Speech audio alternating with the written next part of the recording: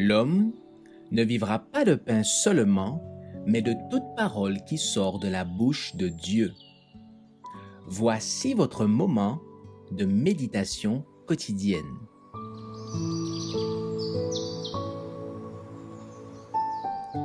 Maranatha.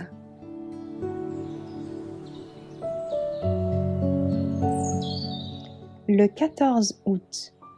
Percussion, danse et bruit. Mais que tout se fasse avec bienséance et ordre. 1 Corinthiens 14, verset 40. Les choses que vous avez décrites comme se passant sont justement celles que le Seigneur m'a montrées et qui doivent se produire avant l'expiration du temps de grâce. Toutes sortes de choses étranges seront commises. Il y aura des cris avec des tambours, musique et danse. Des êtres raisonnables en auront les sens si confus qu'ils seront incapables de prendre de bonnes décisions. Et c'est cela qu'on attribue à l'action du Saint-Esprit. Le Saint-Esprit ne se manifeste jamais par de telles méthodes dans un bruit infernal. Il y a là une intervention de Satan, visant par des moyens ingénieux à neutraliser les vérités pures, authentiques, ennoblissantes et sanctifiantes, destinées à notre temps. Un bruit d'asile, d'aliénés, choque les sens et pervertit ce qui, bien employé, serait de nature bienfaisante.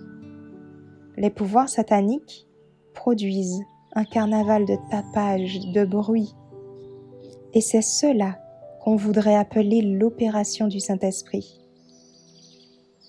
Ceux qui ont participé à ces prétendues réunions de réveil ont reçu des impressions propres à les conduire à la dérive.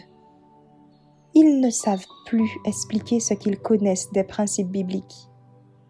Aucun encouragement ne devrait être donné à de tels cultes.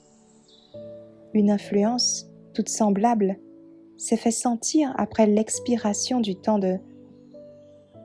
en 1844.